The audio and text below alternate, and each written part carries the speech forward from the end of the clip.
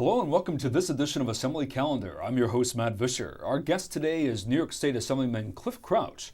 Cliff represents the 122nd Assembly District, which encompasses the counties of Broome, Delaware, Shenango, and Otsego. Thank you very much for joining us today. We're sitting down with the Assemblyman to discuss the post-budget wrap-up, some of the good and the bad that was passed in the state budget the first week of April.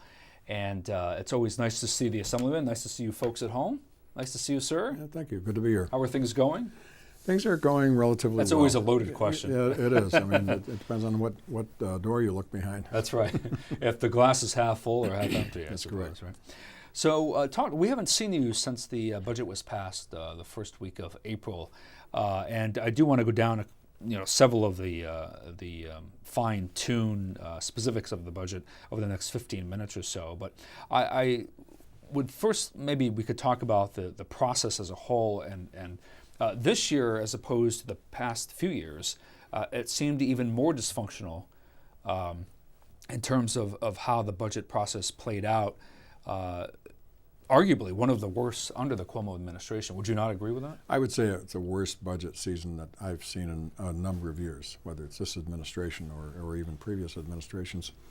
Basically, what the governor is doing, and he's not the first one to do it, but it's the type of policy that you try to cram into the budget makes a difference. And the governor was trying to cram in 2 or 3 different things that are policy decisions. One of the biggest ones was raise the age on juvenile offenders, and that's a very touchy subject in many legislators' district, and the DAs don't like it and so forth. So that was jammed into the budget on the policy side.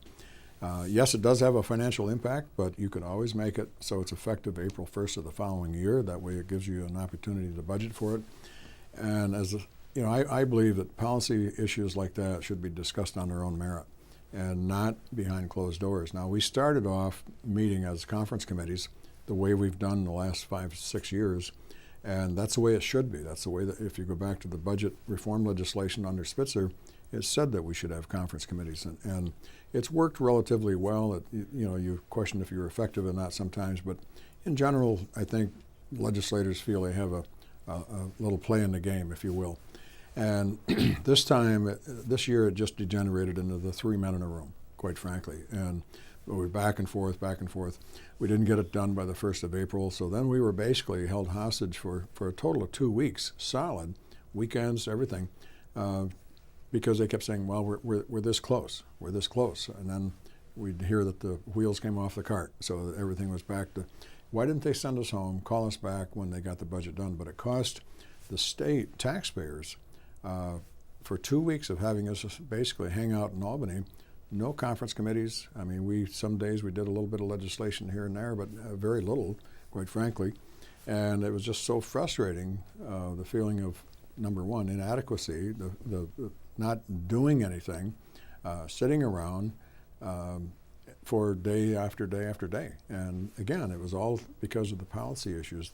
The dollar amount, my understanding, really wasn't the issue. It was, what are we going to do about this policy or this policy? And so that was a holdup on it. Well, the budget was due on April 1, and it was not passed by then. So the legislature was pretty much, using the language, put up against the wall, so to speak, by the governor.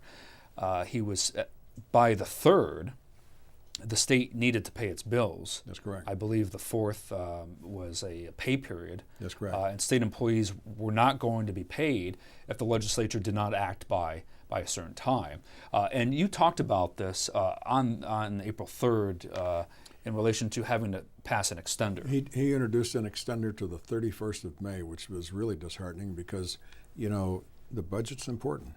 And I'm sure that we could come to an agreement far before the 31st of May. But, we had to do an extender. So what we had to vote on, or what's laid on your desk, there was no opportunity to change it. And you talked about that on the floor on April 3rd and discussed your frustration with the process. Let's go ahead and take a look at that with Assemblyman Cliff Crouch, and we'll come back.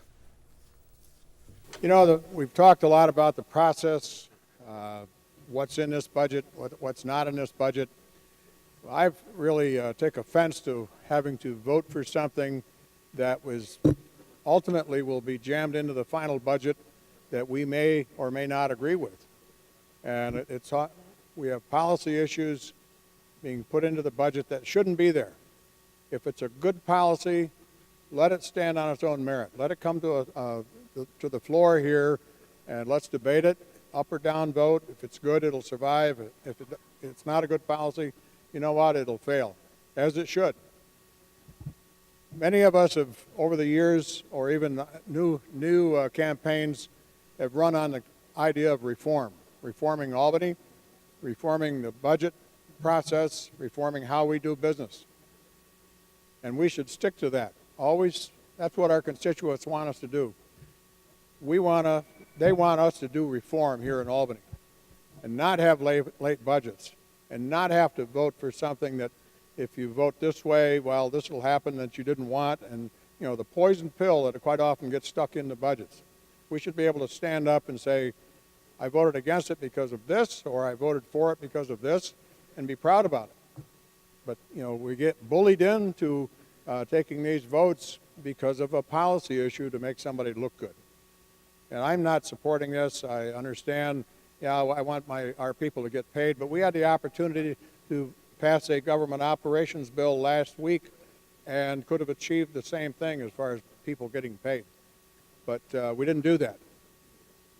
And I'm voting no because I think it's time that we take a stand and say, you know, enough is enough. Let's let budget talks be budget talks, policy be policy talks. So thank you, Mr. Speaker. I'm in the negative. Assemblyman, it was interesting because one of the reasons that the governor was giving for the delay in the budget process this year was Washington, and not with the uncertainty of how much federal dollars New York State would receive from Washington. He wanted more executive control. That's right. Over spending, and I think that was one of the hiccups, was it not? He wanted basically the opportunity, if there was going to be cuts that needed to be made because of what came out of Washington, he wanted the sole authority to go in and make cuts as he so pleased. Well, you know what? The legislature is involved in passing and voting for the budget. We have a responsibility to our citizens. Why would we give one person the opportunity to cut programs that maybe our constituents would be hurt by? And we want an opportunity to have our oar in the water, so to speak, and be able to push back on that. So the final language gives the legislature, I think it's 90 days to come up with an alternative once we realize if the federal budget is going to provide a big deficit in our budget. So the legislature has 90 days to come up with an alternative, and then after that, if we don't come to an agreement, the governor would have some authority there. So it's a $155 billion plan, give or take a couple of $100 million. And it provides funding for schools, CHIPS. Talk to us about that. Schools is a big push from our conference and many of our colleagues, because if you don't adequately fund schools, the property taxes are going to go up. And that's something I'm very sensitive about because I've been in county government, town government, and I know what the impact of property taxes. School tax is the most onerous tax, if you will, because the state hands down so many mandates to the schools. We tell them how to run their business rather than letting these school boards run the business. And so it's a cost. There's a number of costly mandates that we impose on the schools, and then the governor runs around criticizing them for raising their taxes. And so we've got the 2% tax cap, which ultimately has done some damage to some of our programs, and we've got students now that don't have the same opportunity as schools. It's 50 miles away, and that's not the way it should be. The governor should own up to it and say, well, you know, we need to. He promised when we passed the original 2% tax cap that we would have mandate relief, and basically we've had almost nothing, and the schools are drowning under some of the mandates that we impose on them. And we tell them what they're going to have to pay into the retirement system. They're struggling with health care costs, and these are all things that they have no control of. But yet we tell them you have to hold your spending down to this level right here. And so I don't think it's right. There's a number of issues there. We got more money for CHIPS. That's a consolidated highway improvement program. That's for the towns and villages and counties to help improve their roads. We got an extra $50 million, I believe it was, in there that will help offset some of the cost of this past winter, some road damage or whatever that towns would be eligible for, and the county. So that's a good thing. There's some good things in the budget. Talk to us about this issue. involving the comptroller and economic development projects? Well, the governor, I think it was back in 2011, if I'm correct, the governor took control of the projects, and the oversight took it away from the state comptroller's office, Tom DiNapoli's office. And so these economic development projects are out there spending tons of money, and not to say that whether they're some real good projects, but if you look at what happened out in Buffalo, the Buffalo Billion, there's about 8 people that have been indicted for fraud and money taking, laundering, and so forth on that project, and awarding bids that maybe shouldn't have been awarded because of their connections. The state comptroller doesn't have oversight, and we fought to get the language back in the budget that would give the state comptroller oversight over the economic development projects. And it was in, and it was out, and in the final budget, it was out. The governor said, well, it was a mistake. It should have been in. It wasn't a mistake. The pressure was there to pull it back out. The state comptroller is the watchdog, if you will, of the state's cash box. Right. And the people of the state of New York elect this gentleman, and it's up to him to provide some oversight on contracts and how the money is being spent. He audits our schools, he audits our towns. I mean, not one person individually, but that's his office. That's his job. That's his job by the Constitution, and he's elected by the people of the state of New York to do that job. And I highly respect the state comptroller, Tom DiNapoli, that we have, because he hasn't been afraid to call out the governor on some of the issues where he feels the money's not being spent right. He's called out the governor on a number of jobs that are actually produced by millions and millions and millions of dollars in the governor's economic development programs. And we're gaining in the number of jobs, but we're putting out millions of dollars to keep some of these programs going and increase the programs. And I'm not saying that they're all bad, but I think the state comptroller should ultimately have the final look over to make sure the contracts are all clean, they're awarded appropriately. With just under 2 minutes left of the show, we have about 7 weeks remaining of the 2017 legislative session.